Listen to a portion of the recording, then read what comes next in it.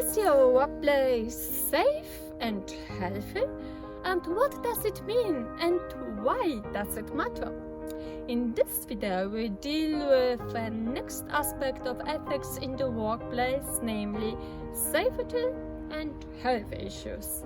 The safety and health issues were raised firstly within management by Taylorism.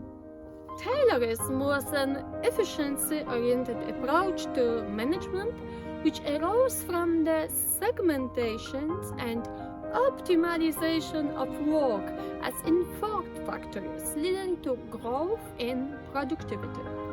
The focus was here on the interaction between human and machine. As a result, managers became interested in ergonomics, which studies the efficiency of individual work environments. With the question, what kind of environment is responsible for the best performance? It is like, how high should the table be? How much light is good for you? How much noise can cause you harm and limit your power of concentration? However, later management theories revealed that not only do these external factors count, but also stress and mental health factors. The exposure to various kinds of stress is growing. The reasons are different. Let's start with the previously mentioned attempt of Taylorism to raise efficiency. In fact, the higher productivity was not as high as expected due to the stress and lower motivation of people engaged in small tasks, performing only a limited range of movements in the Ford factories, and not seeing the whole task, the completed car.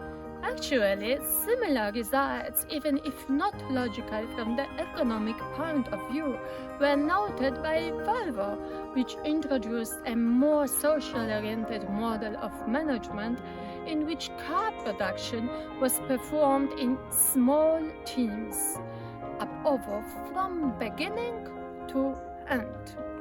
The stress can be caused by physical stimuli such as too much light, auditory stimuli, heat or cold. It can be caused also by psychological reasons. Some of them are caused by permanent changes in the environment which characterized the epoch after the Second World War, with high economic growth rates caused by technological change. These changes mean it is a necessity for the worker to adapt. A further factor also resides from these trends, the shifts between labor and capital caused instabilities and growing insecurity in the labor market. The stress experienced by people working in high-risk situations is much higher than of people working under more secure conditions. The pace of rising wages also exposed many workers to undue stress. So many of the discussed aspects can't be controlled by the company but have to be regulated at the government level. For instance, through labor laws, minimum wage, protection of workers. Further stress is caused by disturbing work-life balance. More and more jobs expect their workers to be available all the time. Due to COVID, working from one's home office became for many not a free alternative but the only option. Even if there was a reduction in stress in going to work, in traffic and so on, there are other stressors like diminished effectiveness at home, distractors, and the lack of physical presence of others. The exhausting effects of frequent Zoom meetings have also been noted by many during months of lockdown. Work psychologists accentuate the danger of being always at work, lack of time where the work is really over. Just as an example, whereas it was unusual 20 years ago to write or receive mails from academic colleagues during weekends or late in the evening or receiving them at all, problems were to be solved during face-to-face meetings in office hours with the professor. Now, one's availability is extremely high.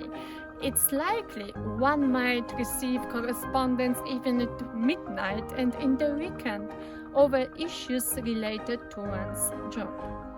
This becomes normal, however, without being well managed, having one's own rules of being available, limits of working hours, it can raise stress. On the other hand, the chances of organizing the job by oneself and not by others may raise a sense of control over one's own activity, which rather diminishes stress.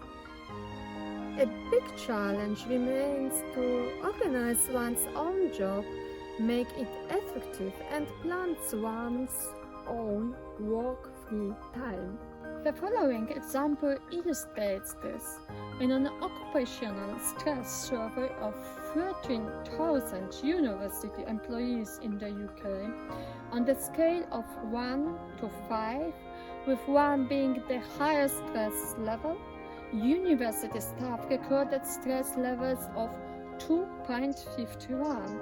Stress levels rose over 4 years according to the Health and Safety Executives report and was attributed to workloads, to management issues, to a culture of long hours, increasing expectations of new students and demands for research. Changing rules of evaluation may also create stress in this camp. Researchers working at university may experience stress through being evaluated on the basis of changed regulations. In my academic career, at the beginning I found that books were being prioritized in evaluating a publishing score. Later, papers played a crucial role in the evaluation process, especially those indexed on Web of Science or Scopus. Then, as scholars started to publish increasingly in journals rather than writing books, the evaluation process once again changed, giving higher value to writing books. This may be stressful as publishing requires long-term planning. The other point is the treating of a university as an organization which is offering services. So, the university professors are experiencing and seeing themselves not so much as part of an academic family where they give something to their students, but as agents selling an educational service. Offering one's own knowledge and experience freely is not the same thing as doing it on the market, where you receive exact payment and it is specified for what exactly. Many professors in the past worked out for their vocation, giving freely, engaging freely, and even if their earnings were not as high as in other knowledge-based professions, they received gratification or a sense of satisfaction for what they did. The experience of being service seller for such trust-based job could also be a source of stress. The next important issue in workplace safety and health is sexual harassment, which refers to unwelcome sexual advances which can be made verbally or physically, as well by looking in a particular way.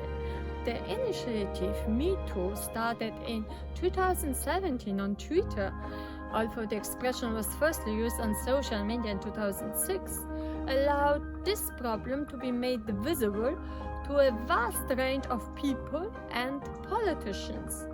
Many women hearing other women telling their story took courage to refer to their situation. The next issue regarding workplace safety and health is bullying. Workplace bullying can be defined as persistent, unwelcome behavior, mostly using unwarranted or invalid criticism, finding fault, exclusion, or isolation. It is aggressive behavior deliberately intended to cause physical or psychological distress to others. Although the consequences of bullying are very harmful for both the individual, psychological distress, illness, incapacity to work, loss of self-confidence, self-esteem, suicidal thoughts, and organization, lower productivity, high staff turnover, absenteeism, compensation claims, retirement costs. If the bully is the CEO or high-achieving employee, such behavior is likely to be overlooked. People who bully usually have problems with self-esteem and unfortunately are usually bosses, which makes the discovery process difficult. The reasons to be bullied mentioned by McDonald 2011 are standing up to unfair treatment, 58%, envy, 56%, being just nice, 49%, having ethical standards, 46%, no reason, 39%. Violence in the workplace is the next issue. It is often caused by perceived injustices or unfair treatment. So the company has to look at fairness and transparency much closer. After the famous attack of Patrick Sherrill, the postal worker who killed 13 co-workers and then himself in 1986, the term going postal refers to employees who assault or even kill fellow workers. Some of these issues are covered by the term counterproductive work behavior. This is employee behavior that goes against the legitimate interests of an organization. Counterproductive behaviors are defined as voluntary or discretionary actions by employees that are counter to the organization's legitimate interests. What about legitimate interests is important because it makes sure the definition does not include pro-social behavior like whistleblowing that harms the organization. These behaviors can harm organizations or people in organizations, including employees and clients, customers, or patients. They may directly affect the production process, leaving early, working slowly, taking long breaks. Others are directed contra property defiance, and involve sabotage of equipment, theft and of property, and taking kickbacks in form of bribery or affect the common rules in the company. Political defiance, involving showing favoritism, revenge, gossiping, or blaming others, and eventually direct persons, which refers to already discussed harassment, verbal abuse, and endangerment. Researchers develop scales to measure counterproductive working behavior in different dimensions. Scales to measure person and organization directed deviance were proposed by Bennett and Robinson 2000. Why do people engage in such activities, which eventually harm, among others, the safety and health of others? The research shows that especially high motivators are vengeance and maximization of safety. So, individuals think that they have been treated wrongly by their supervisors or the organization. They are willing to get even by the revenge. Revenge may take the form of putting less effort into work than would be expected, or even deliberate sabotage of equipment of work achievements. Also, selfishness, the attempt to gain benefits for oneself without caring about others, could translate into motivations to gain status, power, and resources via counterproductive work behaviors. To summarize, there are various aspects of work safety concerning physical and psychological health of employees. The safety and health issue is not solved only by ergonomics and technical improvements. Many health issues result from stress, which has its source in the working environment, working hours, style of job, complete task or partial task, exposure to 24/7 availability, and the behavior of others, employees bullying, harassing. Some of the latter issues are covered by the term counterproductive work behavior. Thank you for your attention.